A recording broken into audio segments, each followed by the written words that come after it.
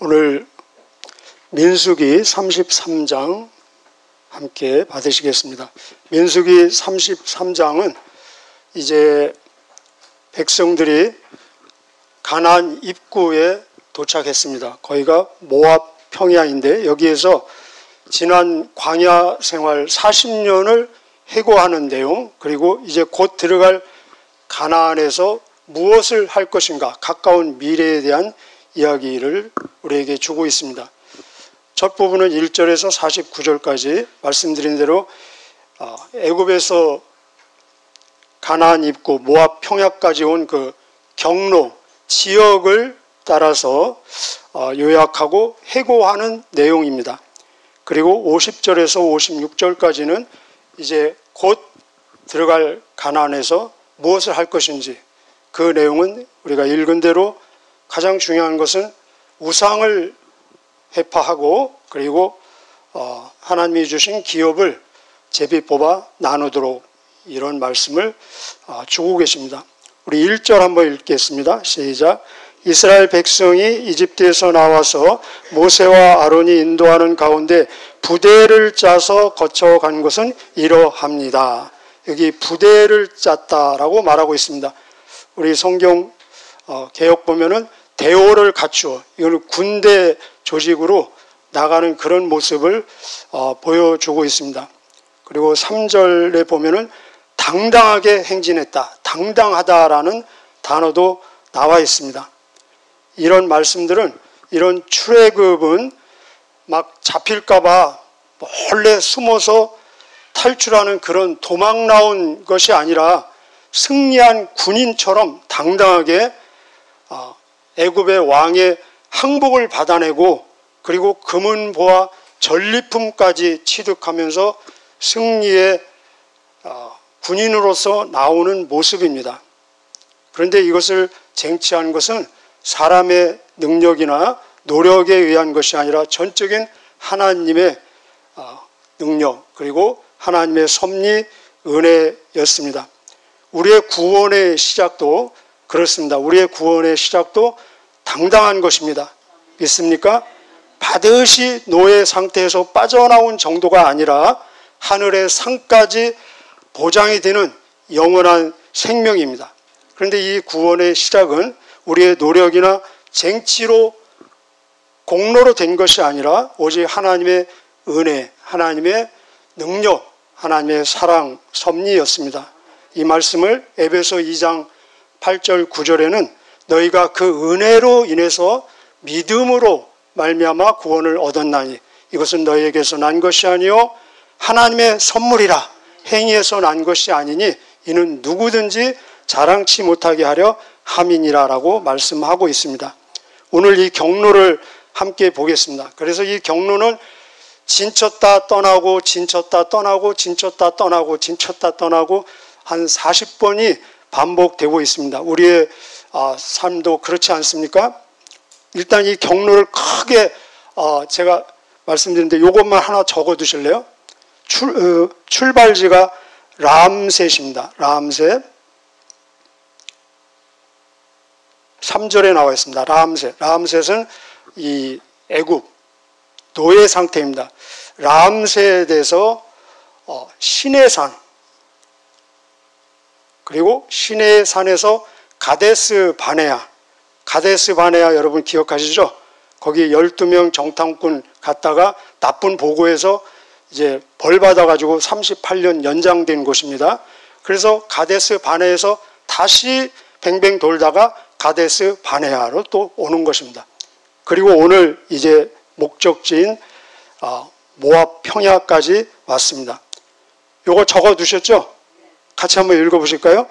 람셋, 그 다음에요 시내산, 시내산에서 가데스 바네아, 그리고 다시 빙빙 돌다가 가데스 바네아, 그리고 오늘 목적지인 모압 평야까지 왔습니다.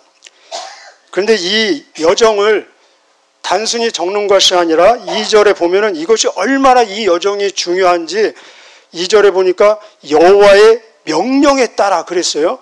그래서 모세는 하나님이 이 모든 여정을 기록하라는 명령을 받고 이 여행 노정을 지금 기록하고 있는 것입니다.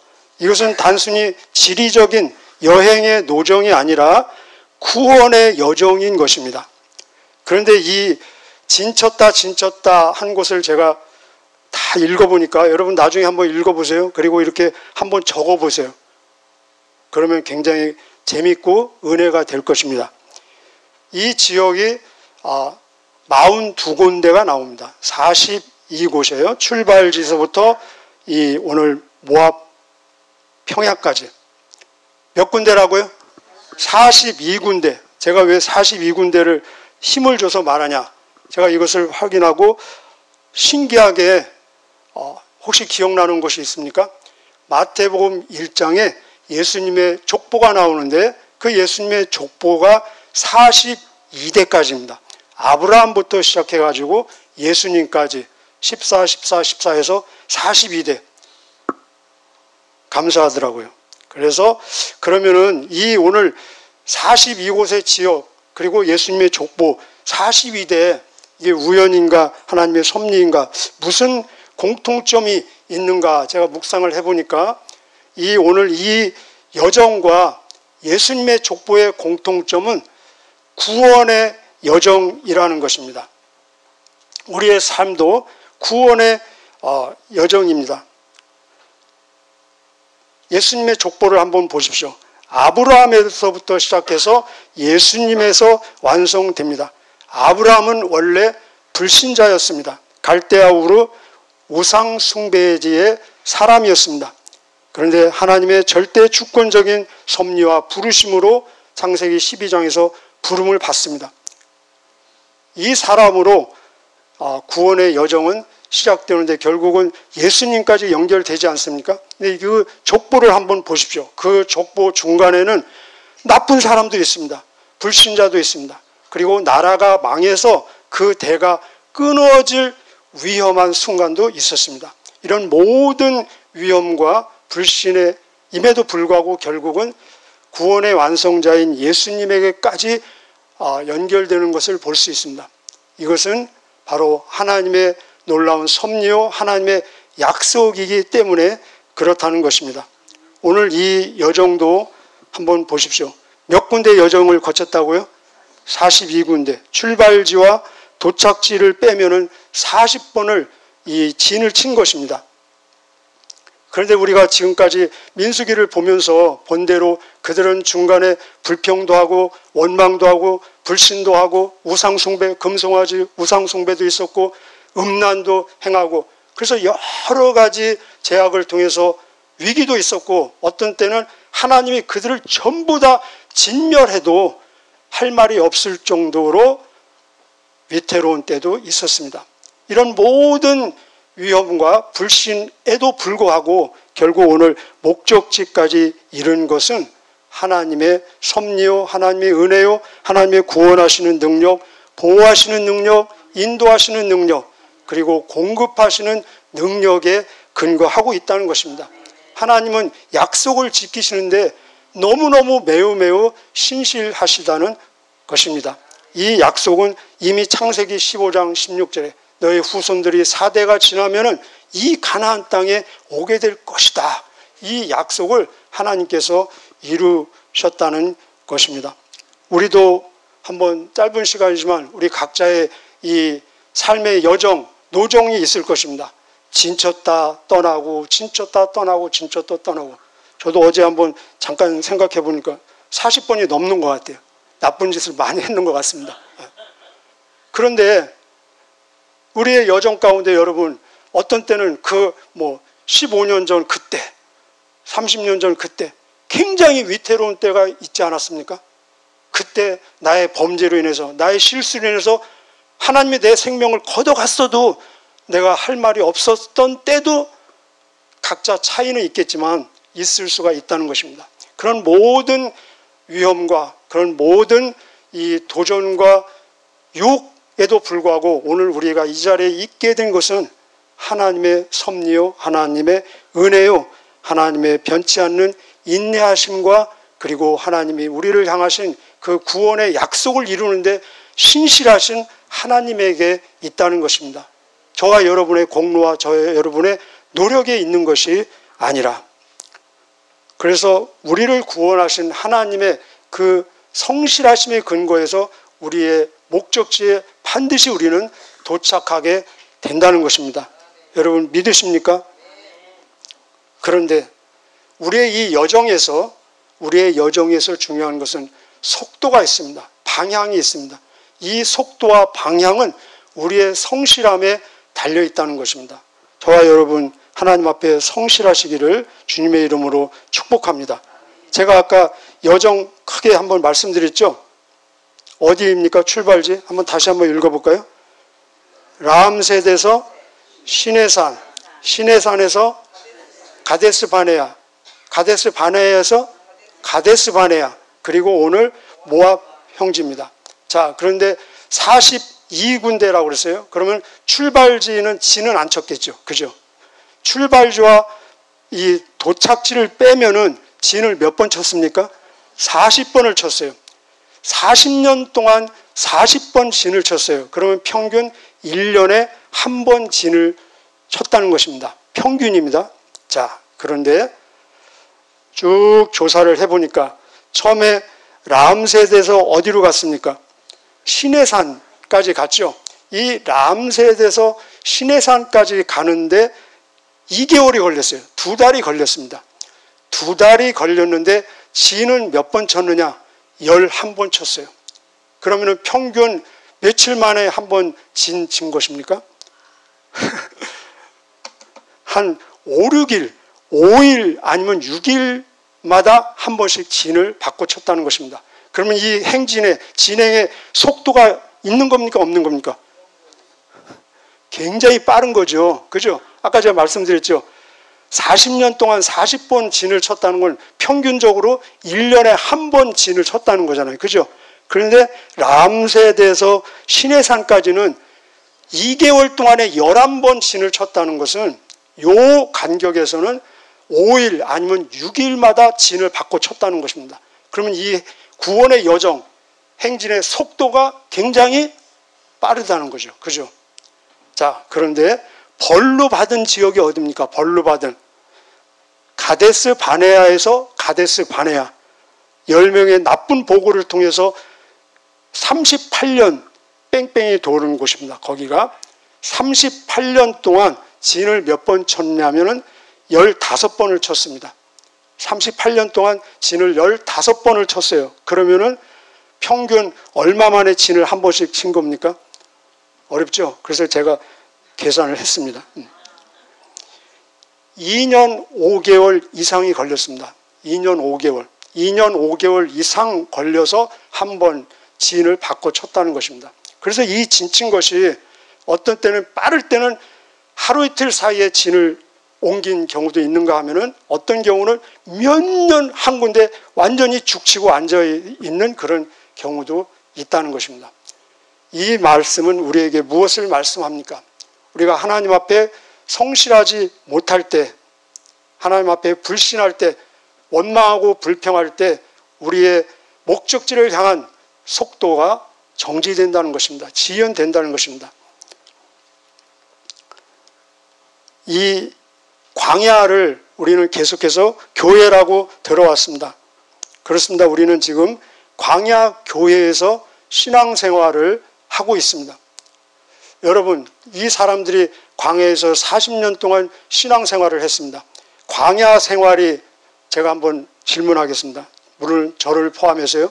광야 생활이 힘들고 고달프고 어렵겠습니까? 아니면은 광야 생활이 쉽고 단순하고 간단했겠습니까? 여러분은 어떻게 생각하십니까? 둘 다입니다. 이것은 무엇에 달려있느냐? 관점에 달려있다는 것입니다.